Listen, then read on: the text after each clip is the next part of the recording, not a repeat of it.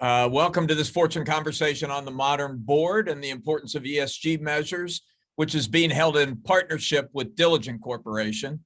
I'm Alan Murray, the CEO of Fortune. I want to thank you all for joining us for this important and I would say timely session. And I should probably say at the outset, ESG is a bureaucratic acronym that sounds kind of dull at first pass, but what we're really talking about today is something much bigger. At Fortune, we had about a dozen CEOs on a call yesterday, and Roz Brewer, the CEO of Walgreens, called this moment a great rephrasing of the corporation. And I like that. I think that's right. You might even talk about it as a redefinition or a reframing of capitalism. It's a very big, very important conversation. And I appreciate the willingness of all of you to be a part of it. I'm going to introduce our discussion leaders in just a minute, but some housekeeping first. The gathering today is on the record. It will be covered by Fortune journalists, and the conversation is meant to be a peer-to-peer discussion among board directors and C-suite executives. So I encourage you all to get involved. You can put questions or comment in the chat. If you're interested in speaking or participating in the conversation, I would encourage you to stay on camera. If you're not on camera, I'm going to leave you alone. But if you are on camera, there's a danger I will call on you.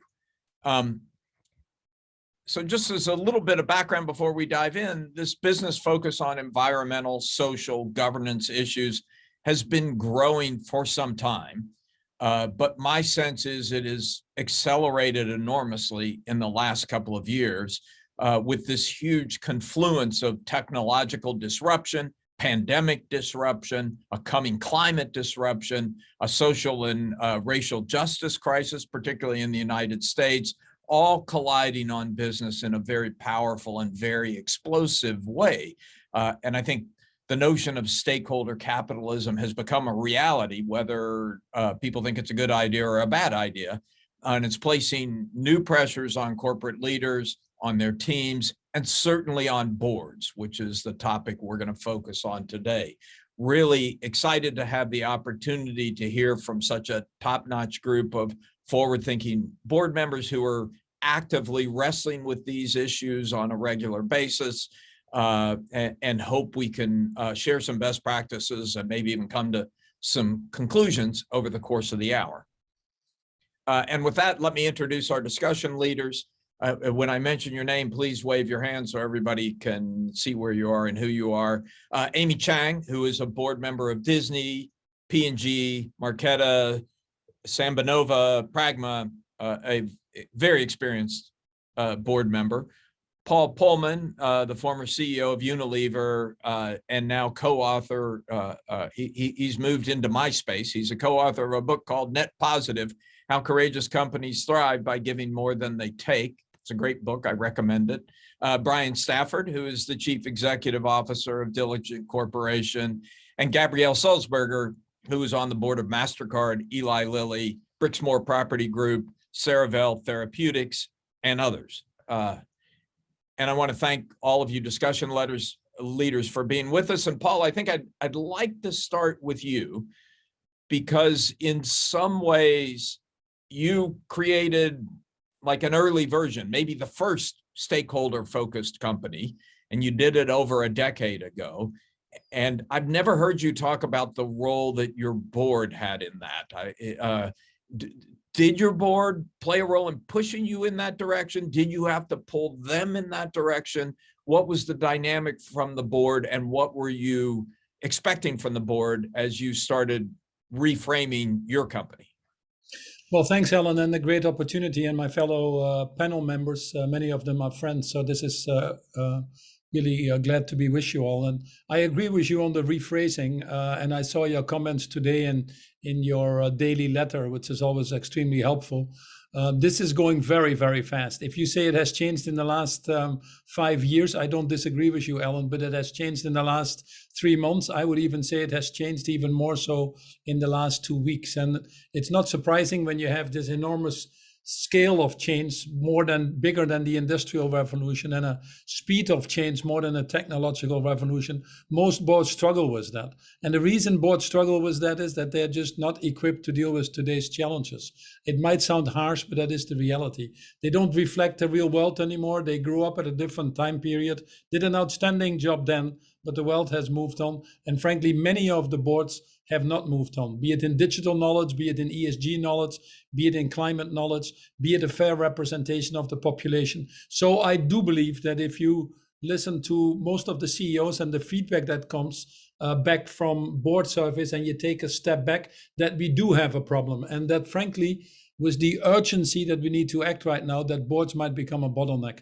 When I came into Unilever from the outside, we had we had a very diverse board. We had 6 men from the Netherlands and 6 men from the UK, and they were all white. So we had enormous diversity because the Brits were very intelligent and the Dutch were very practical. But one of my conditions was that we changed the board, and that we moved to a corporate governance structure, because we had been able to get away with it because of our dual structure, if you want to. And we got people on the board like Anne Fudge, the first Black woman from Africa, Laura Cha, Mary Ma, Hixonia from South Africa, Strive, and many others. So the board became truly global and became gender parity from day one, and that was a condition.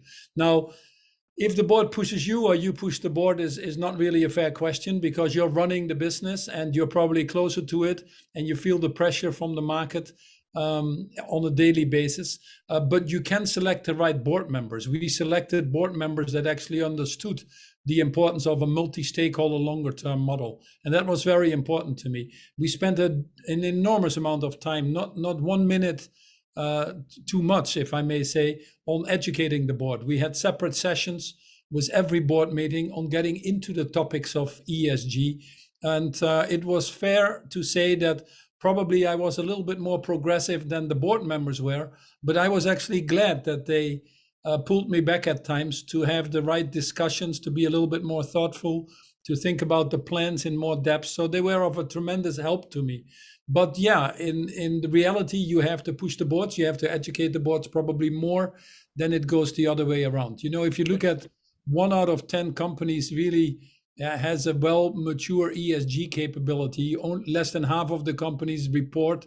There are many boards still that are totally in the dark. And I'm, as a Dutchman, as you know, Ellen, I'm deliberately provocative. But if we don't wake up to that reality and only put bandages on there, I don't think we'll do humanity justice. So Paul, it's a great introduction to the conversation.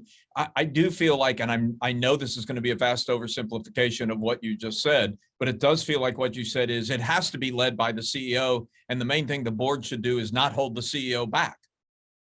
Unfortunately, we don't have enough CEOs to move at that critical mass. So you need this yin and yang, and I think we also need to replace a lot of CEOs. What we have seen, you haven't reported on that yet, but you have seen a higher turnover of CEOs actually in many of the companies because they're simply aren't equipped for that. We see the lifetime of companies becoming shorter. And, and there's one thing now, more companies in the world are privately held than publicly held. And that's below the radar screen, including on reporting, by the way. That you take the Sustainable Standard Board, which we launched 2 weeks ago in Glasgow, and I think was one of the more important announcements that came out of Glasgow, where I spent 2 weeks. A lot of the private companies are not privileged to the same rules of the game. So we have some job to do to get everybody up to that higher level. And the reason I'm deliberately direct here and a little bit firm on that is because the future of humanity really depends on it. We've now noticed, especially on climate change, that we can and we must stay at 1.5 degrees, but even after Glasgow, we're still projecting to 2.8 degrees, which is an absolute disaster. And today I opened the newspapers and the US is again approving drilling. And so it goes. This gap between what politicians say and what politicians do. And we are at the point right now that I think that business is waking up because of pressure of the financial market, because of cost to the business, because of their employees starting to scream. Every company now is a Greta Thunberg. So if we don't rise to that higher level of consciousness of that responsibility that comes with the job and is well compensated financially as well, then we don't do a big service to humanity. In fact, we put humanity at risk. Paul, just one more thing before we move on to the board directors. You had a very interesting moment in your tenure that I'm sure involved the board when Kraft Heinz came and said, enough of this talk about climate and ESG metrics. We need you to boost quarterly performance and attempted a takeover. How did you interact with the board on that challenge? Well, it wasn't as much an issue of corporate performance. We've had 300% shareholder return over 10 years. As I mentioned on Squawk Box and many other programs, my performance actually was higher than Warren Buffett's own fund when that takeover bid came. It was just a few billionaires playing around with their money and doing what is right for a few billionaires, whilst we were focused on the billions of people. So here you have these two different models of the longer term continuous value creation, which also has proven itself the case. Our share price has continued to develop. After that, their share price has totally tanked and is below their starting price when they started the company. They're on the bottom of human rights indexes or sustainability indexes. Unilever is at the top. I'd rather work for a company that fights for the billions of people than the few billionaires. And I think what we have proven is that this longer term multi-stakeholder model with purpose at the core ultimately is also, the best model for the shareholders. Was the board 100% with you at that moment? Well, I wanted to get to that. So the good thing was, I think, was the board, that the first thing the board did was reconfirm this longer-term multi-stakeholder model and actually supported us in the strategy as we responded to this attack. And I think it's one of the reasons why, for the first time in the history, they went away after 2 days. In fact, one of the things I told them on that Sunday, that we were negotiating the final text of calling it off and trying to be polite to them, too polite probably for my own doing, but I must have had a moment of weakness or feeling nice to them. I said, you made this announcement that you wanted to work with Unilever because you are so impressed with our ESG focus and the sustainable business model, which was obviously a load of baloney in your language. But then when we called it off, I said, leave this statement in that you're committed to ESG. And the only negotiation they wanted to have was, can we take that statement out? It just shows you what is going on in this world. And if we don't wake up to that reality and start fighting these things that really undermine how society should function, I think. I'm sorry, Paul, who wanted to take that out? They did. They did. That was their only condition of negotiating the exit statement that would go into the press. Can we take out this reference that we are committed to ESG? Even having the guts to think that way and talk that way. Yeah. It's to me mind-boggling that those type of institutions are still around. And I'm deliberately strong because the reason I wrote this book at the end of the day and get people to think in becoming net positive is that we've well overshot the planetary boundaries.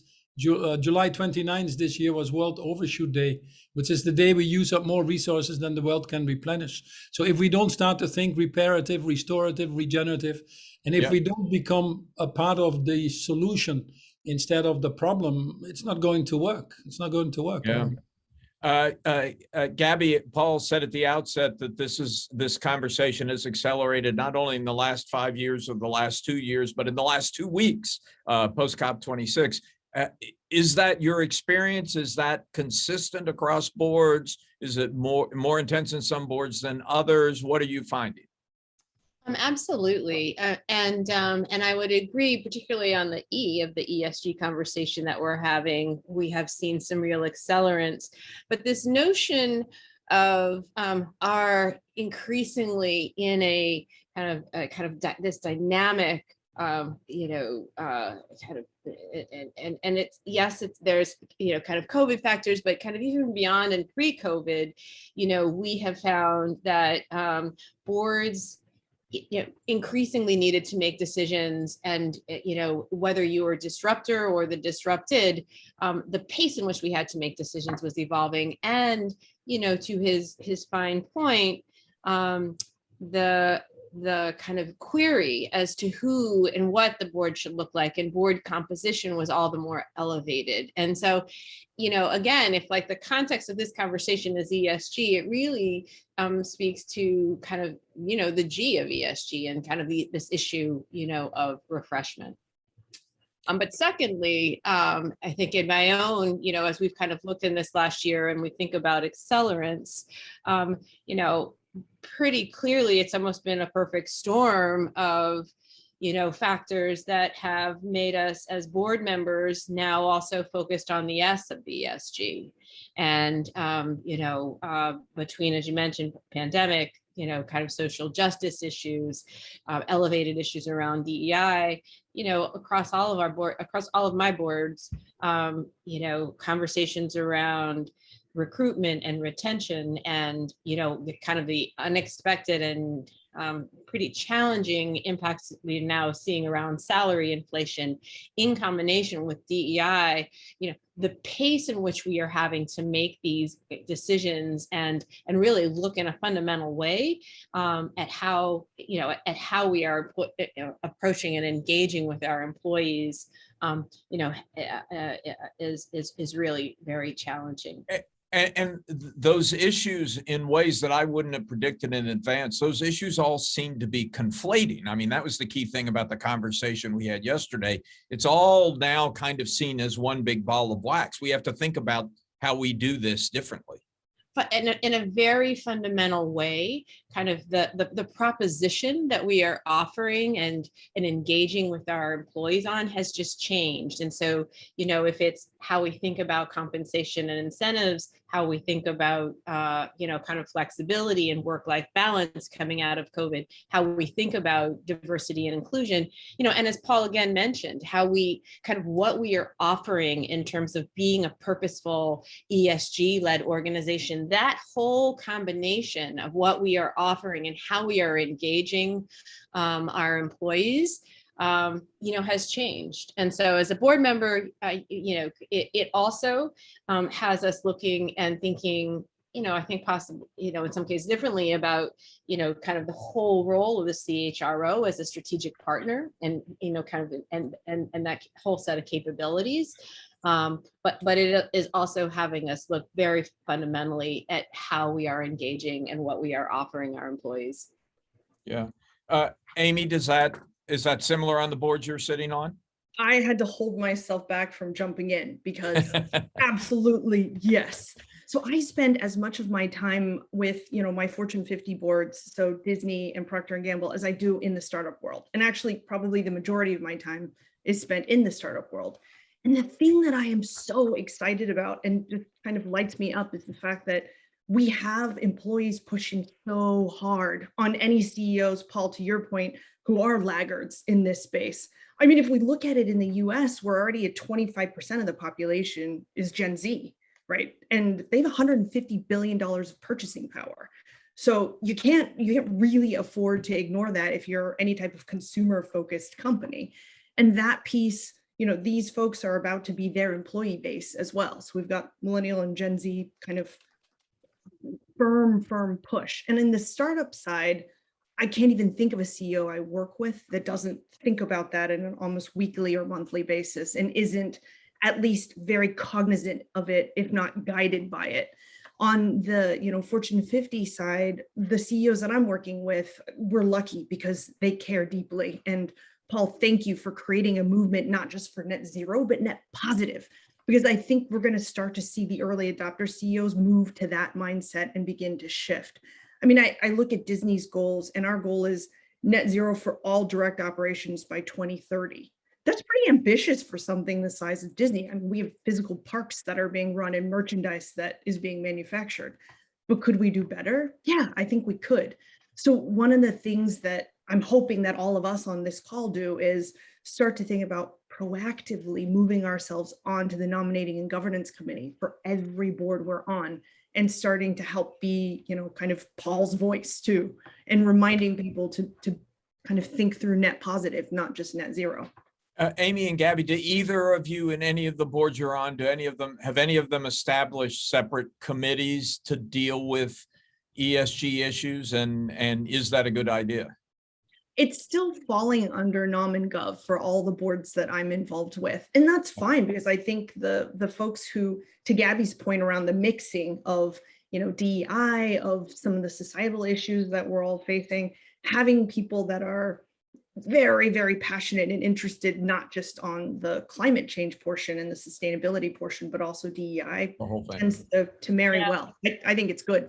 Yeah, I'm not seeing it either as a special committee, and I agree with Amy, it's still in NomGov. What I have been seeing though is it pulled out as a specific item in our charter.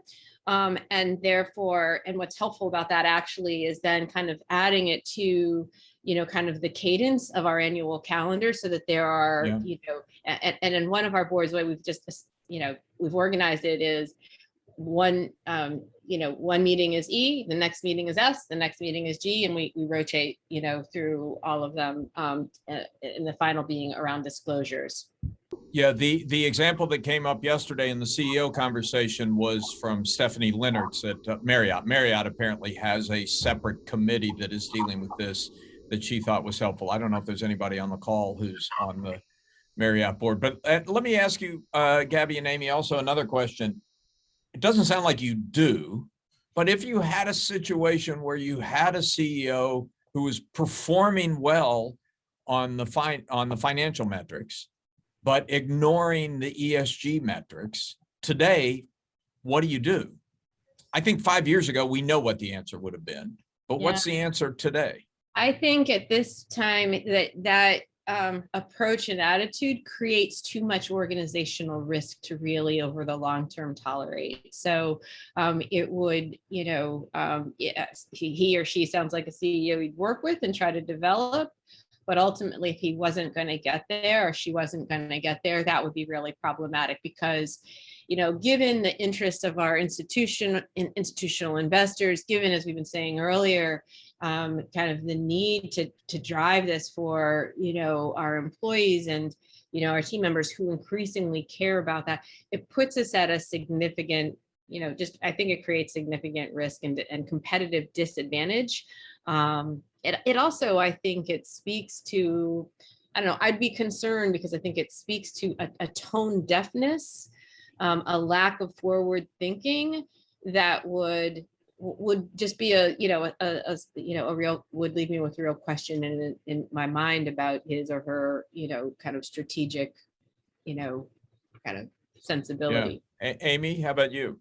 I agree with that. And I think over time, the employees would self-correct the CEO's assumption anyway. That might take years instead of a year or 18 months, but it would eventually happen. I think they'd vote with their feet, actually. So this is no longer a choice.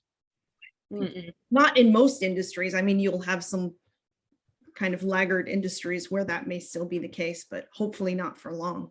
And Alan, can I add one more point from the point of view of Nom and Gov committee members?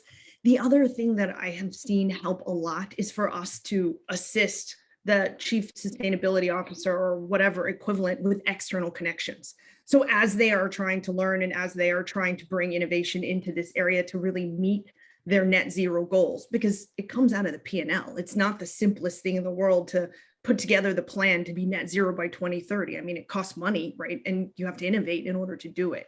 So helping furnish some of those external connections to connect them with people that can help collaborate on, well, how are you doing this, et cetera. I've found that actually helps a lot. And Alan, to answer your question, I don't think there's a choice about, whether or not we do it, but I think there's a broad range about what the it actually is. And so, I think that's kind of wherein like there's kind of a lot of gray that people and what that it is, at one company versus whether or not it's really kind of a deeply committed kind of approach around environmental concern. Like it varies so much. So I think the conversation is really like, what is it and what does it really mean? And then, and then what is the board's role or, in making that happen? I want to go to Brian, but Paul Pullman, before we do, what is it? If you are at a board, you also have responsibility for CEO succession. You cannot say this CEO is so well performing, I'm not going to deal with succession. You have a responsibility, fiduciary responsibility, to ensure the future of the company. And it's multiple stakeholders. It's well enshrined in most jurisdictions. So it's the board actually that would fall short of its fiduciary duties. In And by the way, if you believe in maximizing shareholder return, then I think the data is now coming out of our ears that would say that this is probably the highest chance, as Gabi was mentioning, to get the longer term shareholder return. Yeah. So you inspire. In terms of separate committees, I would say very quickly, this has to be embedded in all parts of the organization. You cannot be schizophrenic by doing something on one side and then completely the other side. And this is what companies still have to discover, even the most progressive companies. You look at climate change, we have some amazing American companies making commitments on climate change, but then they let their trade associations loose because the Biden reconciliation bill has a tax increase in there. So it's more important for them not to get the tax in the end of the day than worrying about climate change. And the employees notice it. So the real moments of test is when these trade-offs have to be dealt with, which aren't easy, I recognize that. But that's where people get judged, what you do in those instances, not in the broad statements and all these things. So they have quite a lot of work to do, in my opinion. It's a really good point. Brian, I want to go to you. I mean, you see this across all sorts of companies, large companies, small companies, different industries. Are the trends that Paul and Gabi and Amy talking about, are they general trends? Are there exceptions? What happens to the exceptions? Yeah, so there's been a lot already in the first 20 minutes of the discussion. I mean, I think, look, ESG has the potential to be so broad and so powerful, like from sustainability to equity to inclusion. Like it has the potential to be incredibly powerful. I think back to your question around what is the it? What is it actually? How do you tie? And the it is different to each company. You know, we talk about whether sustainability for some companies, others. I think the conversation around the war for talent, consumers wanting to buy from companies who they share the same values, like there's so much there. ESG is the single most frequently asked question we get from our 750,000 board member users. Literally the single most frequently asked question. Wow. But it's super high level. And the question comes back to what should we be doing about ESG? And it's really, really broad and simple. And where the debate frequently goes back to a question around data, disclosure, measurement, et cetera, and what should we be disclosing? What are the right informations? And that differs by industry, by company. And we were doing a small group session with Brian Moynihan, the CEO of Bank of America, and I thought he actually articulated it really well. He's like, I can't wait till we get beyond a world of we're just saying, what should we disclose? Till we're actually focusing on moving the needle. And each company or industry may focus on moving the needle more so than others based upon what matters to your employees, what matters to your customers, what industry you focus on. And so that's where I hope we'll ultimately get to, beyond defining what the it is, how that it may be different to different companies, the industries they play in, and what their employees and their broader stakeholders want. The one thing I will go back to, though, was the question around that was raised around, we talk a lot about public companies and what's the role in private companies and other components. In some ways, I think most people's perspective is that public companies are further along and will move in a more further way, which I think has some truth to it. What we've seen, though, across our 25,000 clients, only 30% of them are public companies, good chunk of private companies. Private companies are, a massive swatch of the economy. And the component of those that are actually owned by private equity, I actually think you have the potential to see some of those move even faster. That might be contrarian, but when you see across all the private equity firms, all of their LPs are demanding it. Whether it's the Yale University endowment, whether it's Paul, some of the Northern European sovereign wealth funds that are demanding it. And so actually it's a different dynamic where it removes some of the shareholder dynamic and what should we disclose, and more from private equity to saying, people are going to write us really big checks if we move the needle. And so that gives me a little bit of hope that incentives might be aligned in the mid-market too. I think that certainly fits with what I'm hearing from some of the big investment firms like TPG and Carlyle. They're focusing as intently on this issue and on the metrics and how do you enforce it as many of the public companies I talked to, which I think is really interesting, because there is this fear that all the dirty companies get pushed off into some private place where there's no clear line of sight or spotlight on them. We've got a bunch of comments, such a great group here with us today. Stephen Jennings, I wonder if I could get you back on camera to make your point. If not, I'll read it for you, but Yeah, go no, ahead. sure. Steve Jennings, I chair our ESG subcommittee for the Deloitte US firm, and we set it up specifically to try to figure out how to manage the E, the S, and the G. We have a complicated climate footprint, as you might imagine, as the world's largest professional services firm. We have deep commitment to the social and governmental issues, and so the way we've landed on that, so back to the point Brian was making about private enterprises getting ahead of this, we're pushing this incredibly hard. And of course, we have clients in just about every industry. For us, what we found is that many of the E issues are really the ones we're probably going to maintain in a separate subcommittee of the governance committee going forward for a while. And it's probably, we're seeing there's too much overlap with the other committees on the other agenda items. So that's how we've tried to do it. But given the importance, particularly because of our environmental footprint, we're going to stay focused for at least the time being a special subcommittee of governance just on the E component. Yeah, Debbie Wright, if I could, I know I saw you on screen a minute ago. If you're still there, I could get you back. You made a very interesting comment as a member of the board of Citi. I mean, my perception over the last 3 or 4 weeks with the action in COP is that the banks have kind of moved to the lead in this movement. Huge commitments by Citi, by Bank of America. We were with Anna Botín from Santander on Monday night, who was also in Glasgow.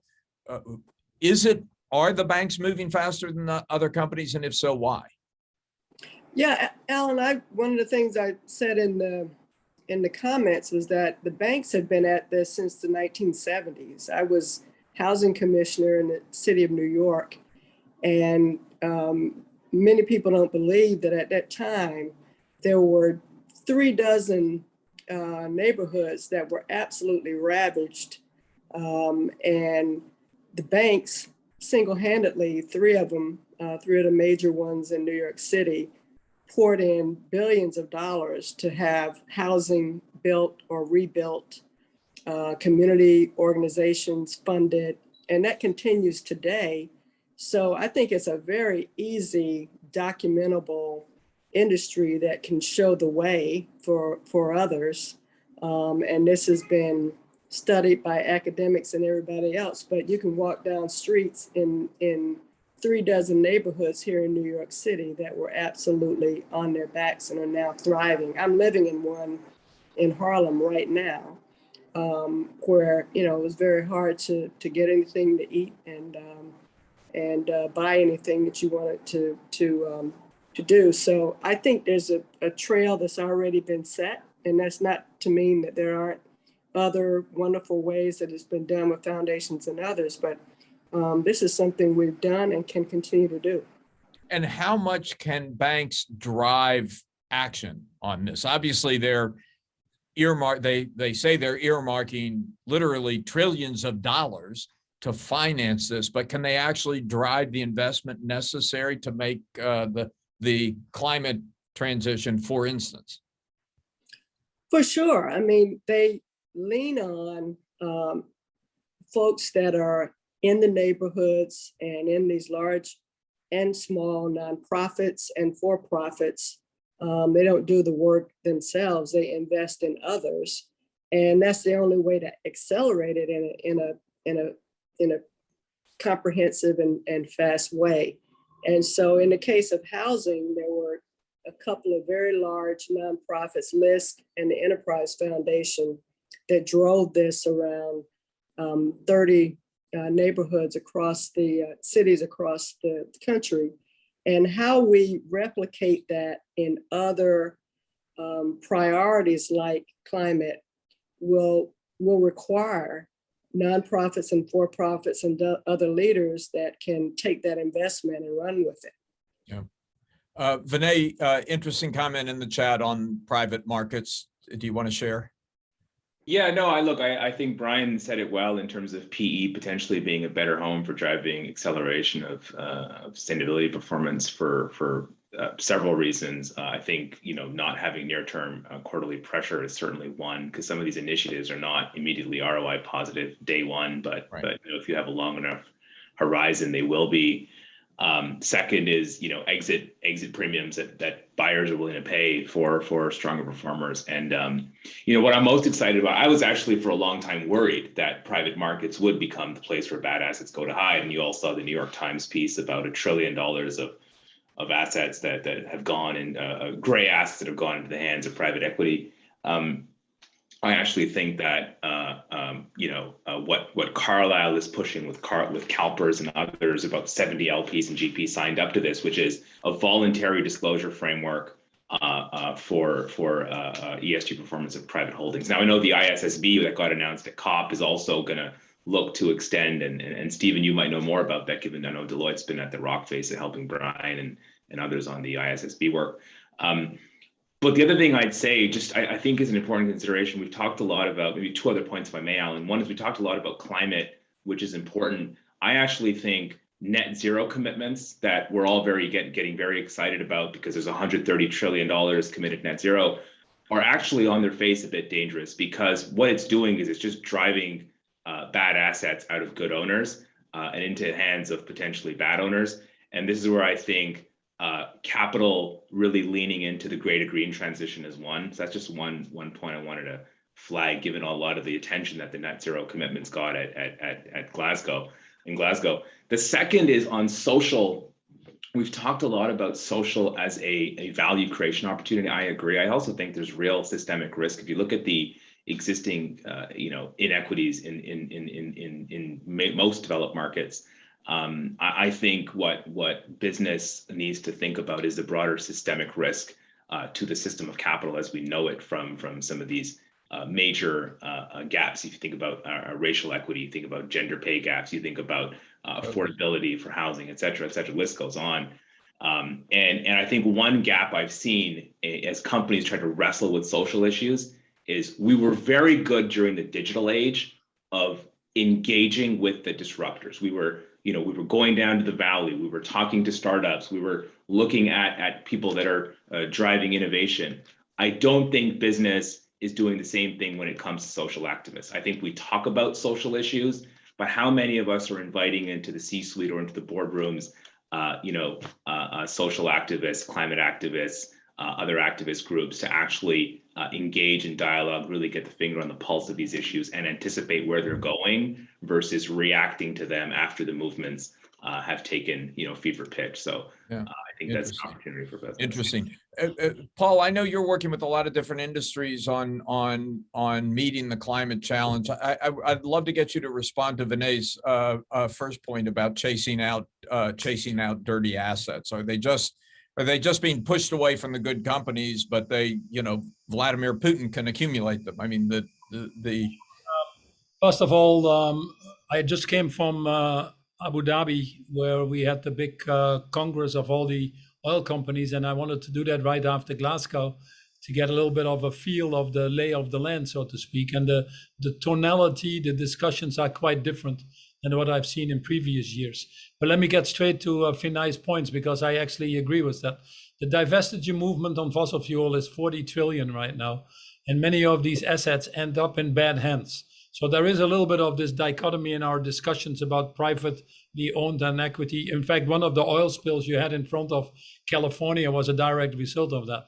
So people are starting to wake up and say, perhaps we've been a little bit too quick on this divestiture thing, and we need to be a little bit more mindful about that. So that discussion is happening right now, and where you really need to work on, a little bit like the Norwegian investment fund does, the sovereign wealth fund, you just get rid of the worst ones in your portfolio, but you help the better ones convert. There are many energy companies, first of all, who have given us the standard of living, but they also genuinely want to convert. So you put some conditions on there. Are you signing up to net zero?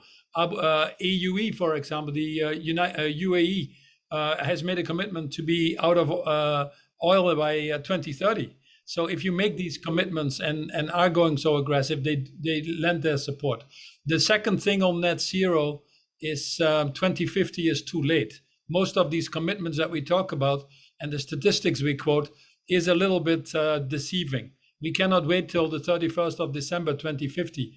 So 90% of the commitments you now hear that enter in your statistics, like companies are doing it, I wouldn't even spend a second of my time on. It's a waste of time. I want to be very clear. If a company doesn't make 2030 commitments, they're not making commitments. If a company doesn't have a game plan between now and 2030, they're not serious. If a company only does scope 1 and 2, then they are playing lip service. So this is a standard that has moved up quite rapidly. And there is a lot to do still. Just we can continue to do what we're doing because carbon capture storage will be coming along and it will take care of everything. Even Pinocchio would be jealous.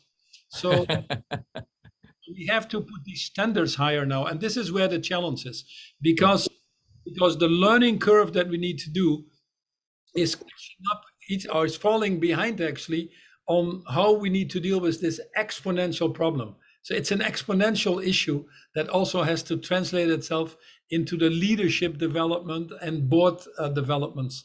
That's such a challenge. Yeah. I want to go to Karima and then Lisa and then Seth. Oh, hi there. Hello, everybody. So I wanted to mention, kind of the importance of government involvement and of course, how much in Canada we love government involvement in everything. But I have to say that, post-COVID and pre-COVID as well, I was involved with the economic strategy tables that we had established out of the Prime Minister's growth strategy here. And one of the cornerstones post-COVID in the industry strategy report that came out that was really all sectors of industry and government working together was that ESG had to be one of the cornerstones of every sector of society and every industry. And since they've articulated that and industry and government are kind of promoting this together, it's been a really fast pickup in industry and on many of the boards that I sit on. Of course, most of them are in health tech and biotech, but even in other sectors, it's been a very fast pickup and there are incentives tied to this. And I think that's important if we really want to get this on a roll, similar to the EDI side of things. So I just wanted to mention that. Yeah, thank you. Lisa. Yeah, so one of the things that I wanted to call out and just get other people's opinions on is, the changes in the regulatory markets. Something passed in the UK last week. Climate change on financial markets and human capital measures were number one on Chairman Gensler's regulatory agenda this year. I think there's sort of broad consensus that something is going to change as it relates to what companies are going to be asked to file. And certainly I'm on the board of Colgate-Palmolive. We are certainly expecting and looking to the future. And so I'm curious as to, the need for third-party assurance.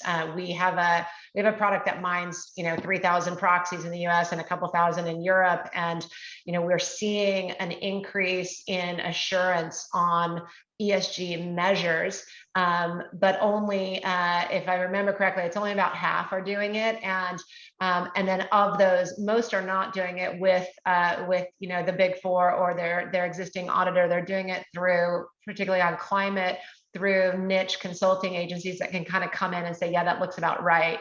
But I think as we look at this as being something that we would report in the same way that we would report our financials. How do we think about that being essentially an auditable function? Yeah, it's a great question. Amy, Gabby, do you guys want to comment on how your boards are looking at that? It's a really good question, and it is top of mind because, as Paul said earlier, very few boards have true deep ESG and particularly E expertise on the board. And so we are in process on several of my boards trying to identify, both to kind of work with us in establishing kind of the metrics, but then also as Lisa's just saying, the assurance or third-party assurance to help the board kind of navigate and assess management's recommendations. So it's real time. There are a couple of pretty interesting groups that are out there that have emerged, but it is something that is very top of mind, and we are all. But no standard yet, Amy. Well, we're working closely with SBTI, the Science Based Targets Initiative, in both cases. And Paul, maybe you know, but my understanding is that is the agency that holds kind of a pretty high standard, and that is pretty clear about working with companies to say whether certain things meet those standards or not. Would you agree with that, Paul? I also hear a lot of people talking about the International Accounting Standards Board and the work they're doing. Yeah, no, absolutely. We just launched the Sustainable Standard Board. It's getting traction, and that will go very fast. So that's worth watching. We have the European taxonomy, the border adjustments that will be coming in, and that is firm legislation that goes a little bit beyond any others that are going on. And then, as Amy rightfully says, we have the Task Force of Financial Disclosure, which is now getting into legislation before COVID in 9 countries, now in 47 countries. And the SEC is looking at this quite actively. So we're actually talking that with John Kerry. And then you have the science-based targets for nature and the science-based targets for climate coming in at a quite rapid pace right now. So that the standards are there to some extent already, but this aggregation and unification of standards is the next wave that you see. And given the sense of urgency, we left Glasgow and saying we need to review the targets and we need to drive up the accountability. The Secretary General has asked for a task force. So the clock is really ticking. So I think over the next 12 months, you see that cranking up of all of us behaving to a certain standard, and the boards would be very wise to stay close to that or get educated. Yeah, Seth. Thanks, Alan. I think one thing that's important to draw attention to is the role of entrepreneurs in all this, because so many of the big companies are entrenched in the existing economy. And so whether you start with Honest Tea or Beyond Meat or my newest company, Eat the Change, we go from a blank slate and think about, the kind of future we want to create and go after it now. And so I think looking forward, I think the entrepreneurs will continue to be the ones that model where we have to go. And, obviously a lot of them are likely to get acquired, but in so doing, they also can penetrate these larger companies. So I think there's probably never been a better time for an entrepreneur to be, bringing these ideas to commercializing and bringing them to scale. I would love to hear from some of the other directors who are on the call, if any of you are willing to jump in here. But let me go back to the panelists and ask you to do this, please. Take this down to the advice level. You're all extremely experienced at this. If you were to give advice to directors who are saying, "Oh my God, this is coming at me," and it is a confluence, and it is a flood, and it is coming very fast. And as Paul said, most boards don't have the expertise to deal with it. What's your best advice to board members who are trying to get their arms around this? Amy, you want to go first on this? Absolutely. If you don't have time to read Paul's whole book, at least read the HBR article that came out in September, October, because it summarizes it and it's really quite good. So that's number one. Yeah. Number two is, I think, find folks who are quite passionate about the E, the S, or the G, and get them on Nom and Gov, right? Either as an additional committee or as their primary committee, because that will help. And I think having those folks also dedicate some time to really getting to know either the chief sustainability officer or whoever is leading the efforts for the company, and having that relationship and beginning that real dialogue outside of just the board meetings, right? Every 2-3 months, I think is also very, very helpful. Amy, one of the things I'm finding in conversations with CEOs is that the who is changing, that it's moving up the hierarchy. So the person who was the chief sustainability officer there's now somebody who's like directly in the C-suite. Sometimes it's the CFO, sometimes it's the CMO, some cases it's an entirely new C-suite position, but it does seem to be changing in a lot of companies pretty quickly. I think so. And the caliber of talent taking that position and willing to take that on behalf of the companies, I think has changed as well. So Yeah. Gabby, love- your best advice? Yeah, so I agree with Amy that, making sure to the extent the board itself needs to bring some additional capability, is important.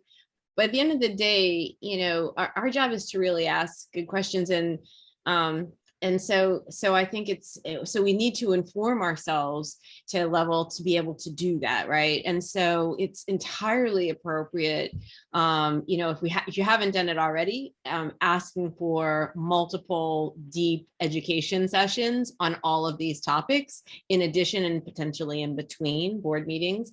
And along the way to doing that, having, the ESG leaders, whoever are owning those different, kind of aspects of the business, to present, so that we can also help be part of making the assessment of who the who is. So the combination of, asking from our companies kind of the education sessions, making sure, kind of on the cadence of our agenda, either at the committee, but really at some point, the full board, kind of to have deep understandings of what the strategy is, and then allowing that to be, the assessment of who kind of the leadership is on these areas is really is going to be critical over the next 12 months. Gabby, I'm glad you mentioned the importance of education and information, because that's exactly why Fortune and Diligent have teamed up to create this series on the Modern Board, and to create a new newsletter focused on these board challenges. So I think sharing important. Yeah, sharing best practices among experienced people like this is really a great opportunity. Brian, best advice on these issues? Yeah, I mean, I think taking a riff on what Paul had said, in many cases, you're going to see the most impact if it's driven ultimately by the CEO. And so I think where board members can be the most influential is helping to push and inspire, or figure out if you can get the CEO to move or not. And if not, then you have to change the CEO. But the reality is ESG is broad enough where I think most CEOs, most modern CEOs, should be able to get behind an issue that should matter a ton to either their employees or their customers, or, however they want to rationalize it. But, we are in a war for talent. What your employees will choose to work for companies they believe in. And I think for a CEO, you got to get them into, this is actually doing the right thing, which is actually going to help me further our business for the long term in some sustainable way. And so I think the push to board would be, shake up your CEO, either physically, or you might have to make a change, because I think the companies that act on this will move forward, where those who do not act will recess. Paul, I want to give you the last word here, but before I do, I just want to say, as an observer, how impressive it is to see someone who's spent a decade running a large company, then willing to jump in immediately after that into what you're doing now, which is really trying to change the world in a very different way. I mean, you're trying to make this a movement across industries, not just with your book, but with Imagine and all your efforts and time and energy. It's very, very impressive. But I wonder if you can give the directors on this call some clear advice on what they can do to make your job a little easier. Well, it's just that we owe this to our children and their children, that we don't have another choice. I mean, I do this not because it's we all like sailing in the Bahamas, but this is what is my only message to all of the directors are, you guys are financially independent. You've been educated. You made it past the age of 5 because you got a piece of bar soap. You didn't end up being stunted. You got the best, position in the world that you can do and like what you want. But frankly, you've not done anything for that. You won the lottery ticket of life. And that's only 5% of the world population that won the lottery ticket of life. So it is your duty, your obligation to put yourself to the service of the other 95%. I don't see it differently.